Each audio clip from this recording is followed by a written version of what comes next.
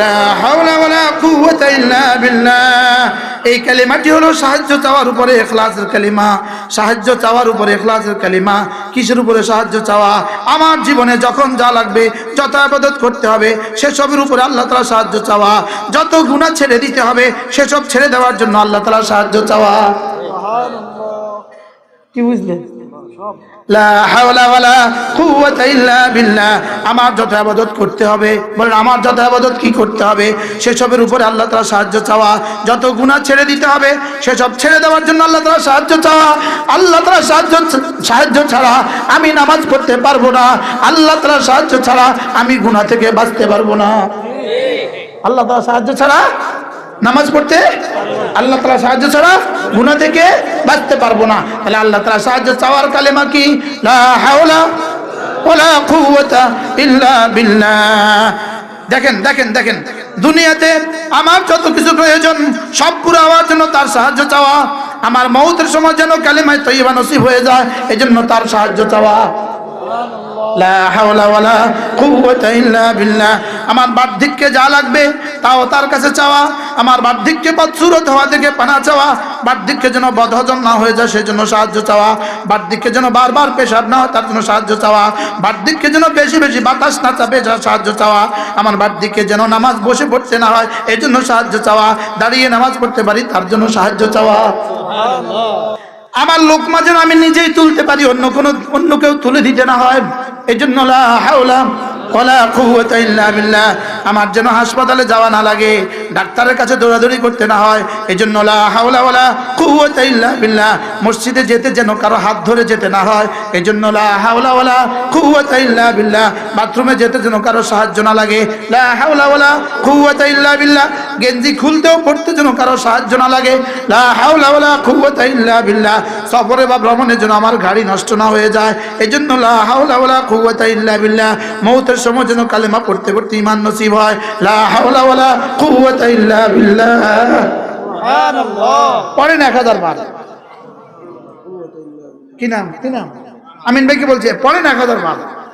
নিজেও পড়েন, বিবিকেও পড়তে বলেন। পড়েন প্রতিদিন 100 বার, 100 বার কমপক্ষে। রাসূল বলেন মান ক্বালা লা হাওলা ওয়ালা কুওয়াতা ইল্লা বিল্লাহ 100 মাররা ফি কুল্লি ইয়াউমিন লাম তুসিবহু ফাকাতুন আবাদা। আল্লাহর নবী বলেন যে লা হাওলা ওয়ালা কুওয়াতা ইল্লা বিল্লাহ প্রতিদিন 100 বার করে পড়বে, দারিদ্রতা তাকে জীবনে কখনো স্পর্শ করবে না। সুবহানাল্লাহ। পড়বো তো ইনশাআল্লাহ। রাসূল বলেন লা হাওলা ওয়ালা কুওয়াতা ইল্লা বিল্লাহ 99টা রোগের ঔষধ। তাহলে করোনার ঔষধ কি? লা হাওলা ওয়ালা কুওয়াতা ইল্লা বিল্লাহ। অভাবের জন্য লা হাওলা ওয়ালা কুওয়াতা ইল্লা বিল্লাহ। স্বভাব ঠিক হওয়ার জন্য লা হাওলা ওয়ালা কুওয়াতা ইল্লা বিল্লাহ। জওয়ানির জন্য লা হাওলা ওয়ালা কুওয়াতা ইল্লা বিল্লাহ। রিজিকের জন্য লা হাওলা ওয়ালা কুওয়াতা ইল্লা বিল্লাহ। সরকারি দলের ক্ষতি থেকে বাঁচার জন্য লা হাওলা ওয়ালা কুওয়াতা ইল্লা বিল্লাহ। বিরোধী দলের ক্ষতি থেকে বাঁচার জন্য লা হাওলা ওয়ালা কুওয়াতা ইল্লা বিল্লাহ। দুশমনের দুশমনি থেকে বাঁচার জন্য লা হাওলা ওয়ালা কুওয়াতা ইল্লা বিল্লাহ। পড়বো তো ইনশাআল্লাহ। আল্লাহর কসম, যত সমস্যা আমাদের কল্পনা হতে পারে সমস্ত সমস্যার সমাধান এই কালিমা। যত সমস্যা আমাদের কল্পনাতেও আসে না সেগুলোর সমাধান ওই কালিমা। সুবহানাল্লাহ। ঘর থেকে বের হওয়ার সময় বিসমিল্লাহি তাওয়াক্কালতু আলাল্লাহ, বিসমিল্লাহি তাওয়াক্কালতু আলাল্লাহ ওয়ালা হাওলা ওয়ালা কুওয়াতা ইল্লা বিল্লাহ, বিসমিল্লাহি তাওয়াক্কালতু আলাল্লাহ ওয়ালা হাওলা ওয়ালা কুওয়াতা ইল্লা বিল্লাহ।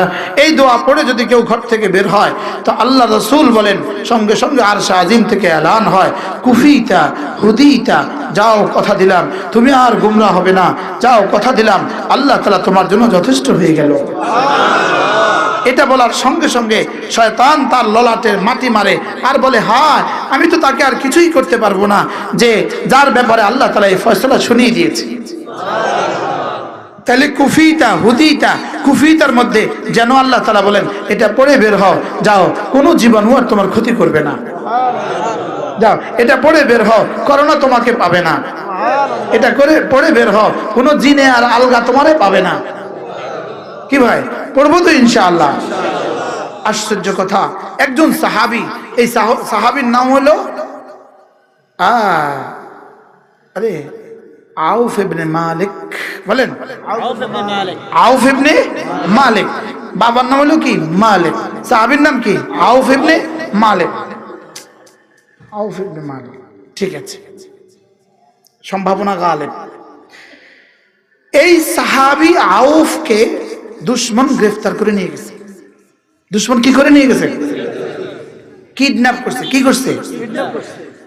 সাহাবী কি পরিমাণ করে শান, যার বাচ্চাকে কিডন্যাপ করে সে টের পায়, যার স্বামীকে গুম করে সে টের পায়। কি ভাই, এইটা তো আপনারা কেউ টের পান নাই। আল্লাহ আমাদের সবাইকে হেফাজত করো। সাহাবীকে নিয়ে গেছে দুশমন, আবদ্ধ করে ফেলছে, কেউ জানে না কোথায় আছে। সাহাবীর আব্বা আম্মা দুজনে মিলে রাসূলের কাছে গেলেন, ইয়া রাসূলুল্লাহ, আমার ছেলেকে তো দুশমন নিয়ে গেছে, কোথায় আছে আমাদের জানা নাই, যদি আমাদেরকে কিছু বলতেন, দোয়া করতেন। রাসূল বললেন, দুটো আমল দিব তোমাদেরকে। কয়টা আমল? এক নাম্বার, আল্লাহ তাআলাকে ভয় করা।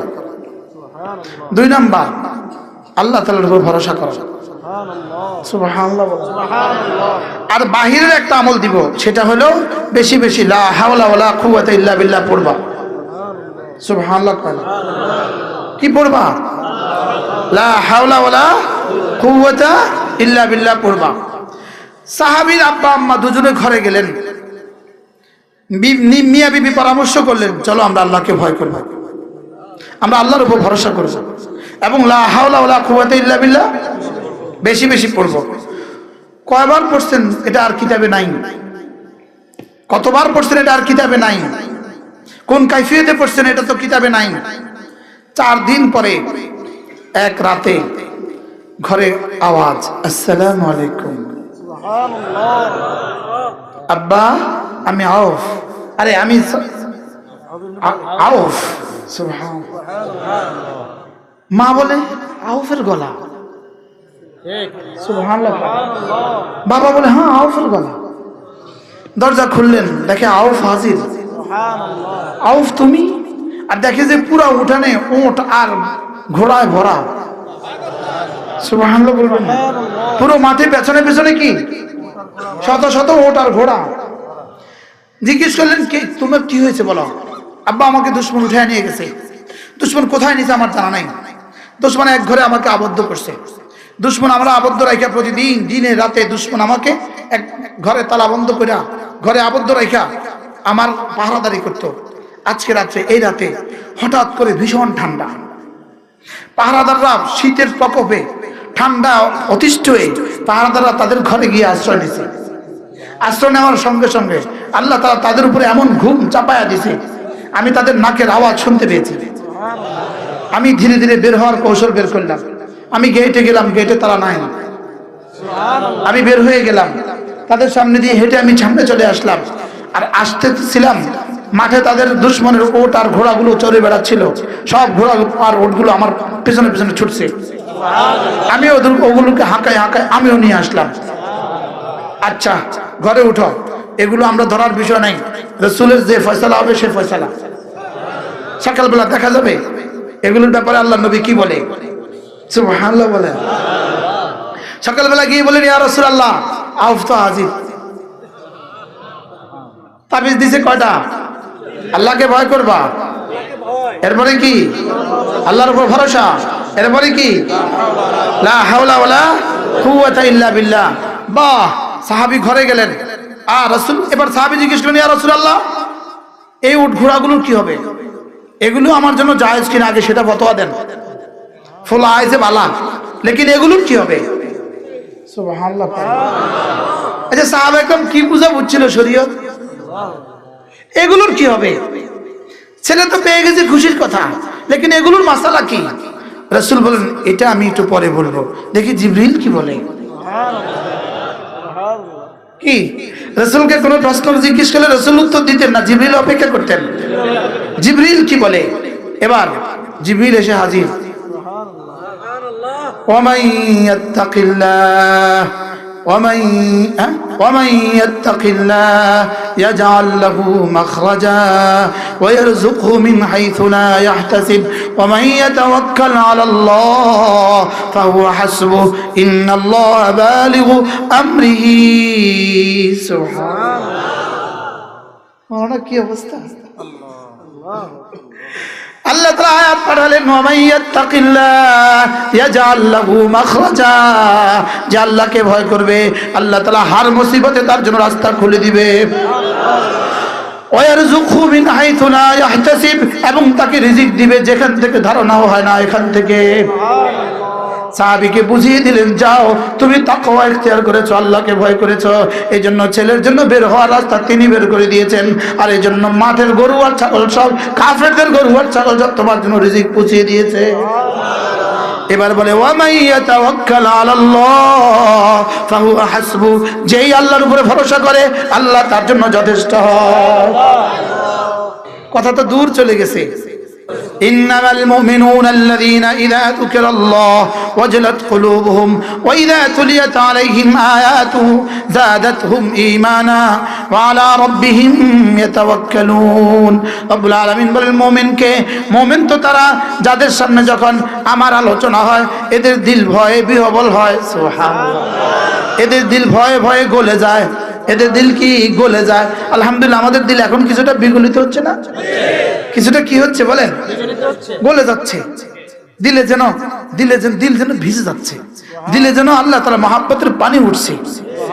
বাস্তব না বাস্তব বলেন, দিল এখন একটু মজা লাগে না? হযরত মাওলানা পালনপুরি রহমতুল্লাহি আলাইহি কত সালের ঘটনা? 1988 সালের ঘটনা।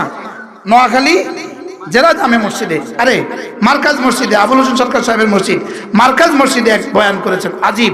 তিনি বলেন যে আল্লাহ তাআলার আলোচনা হলে আমার দিল গলে যাওয়া, কোরআনে কারীমের তেলাওয়াত হলে আমার ঈমান বাড়া, এটা হলো ঈমান মাপার থার্মোমিটার। ঈমান মাপার কি বলেন? সরাসরি হযরত বলেছেন। সেদিন আরেক দামি কথা বলেছেন। সেদিন 1988 সালে, আশ্চর্য না, যেন কানে বাজে। হযরত বলেন যে ওয়াইদা কুরিয়াল কুরআন ফাসতামিউ লাহু ওয়া আনসিতু লাআল্লাকুম তুরহামুন। আল্লাহ তাআলা বলেন যখন কোরআনে কারীমের তেলাওয়াত হয় তখন তোমরা ধ্যানের সাথে শুনো, মনোযোগ দিয়ে শুনো। পুরস্কার আল্লাহ তাআলা কি দিবেন? আল্লাহ তাআলা বলেন যাও আমি রহম করব। আমি কি করব? আমি তোমাদেরকে রহম করব। এইজন্য মাহফিলের শুরুতে যখন তেলাওয়াত হয় মনোযোগ দিয়ে শুনতে হবে। কি করতে হবে বলেন? যদি মনোযোগ দিয়ে না শুনে তাহলে তেলাওয়াত না করাই ভালো। এই তেলাওয়াত মাহফিলে না করাই কি ভালো। ইন্নামাল মুমিনুনা আল্লাযীনা ইযা যুকিরাল্লাহু ওয়াজিলাত কুলুবুহুম ওয়া ইযা তুলিয়াত আলাইহিম আয়াতুহু যাদাতুহুম ঈমানা ওয়া আলা রাব্বিহিম ইয়াতাওয়াক্কালুন ওয়াল্লাযীনা ইউকিমুনাস সালাত ওয়া মিম্মা রাযাকনাহুম ইউনফিকুন أولئك هم المؤمنون حقا لهم درجات عند ربهم ومغفرة ورزق كريم। আল্লাহ তাআলা বলেন মুমিনে কামিলের পরিচয় 5টা, মুমিনে হকের পরিচয় 5টা, প্রকৃত মুমিনের পরিচয় 5টা। সুবহানাল্লাহ। এক নাম্বার ইন্নামাল মুমিনুনা আল্লাযীনা ইযা যুকিরাল্লাহু ওয়াজিলাত কুলুবুহুম, এদের সামনে যখন আল্লাহ তাআলা আলোচনা হয় এদের দিল আল্লাহ তাআলার ভালোবাসায় বিহ্বল হয়, আল্লাহ তাআলার ভালোবাসায় শিখতে হয়। সুবহানাল্লাহ। আল্লাহর ভালোবাসার জোয়ার ওঠে, জাহান্নামের ভয় জাগে, জান্নাতের আশা জাগে। এখন কেমন লাগে আপনাদের দিলে?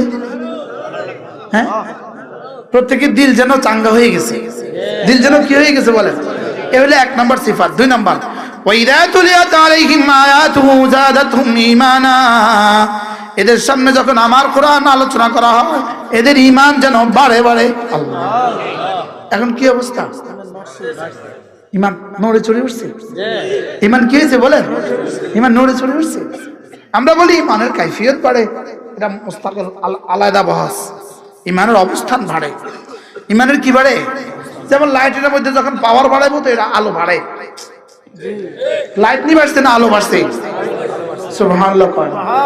ভোল্টেজ বাড়লে লাইট 2টা হয়ে যায়, লাইট 3টে হয়ে যায়, বলকে আলো বাড়ে।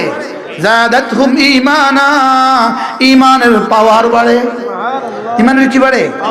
এ হলো 2 নম্বর সিফাত। 3 নম্বর, ওয়া আলা রাব্বিহিম ইয়াতাওয়াক্কালুন, এরা এদের রবের উপরে ভরসা করে। এরা কার উপরে ভরসা করে?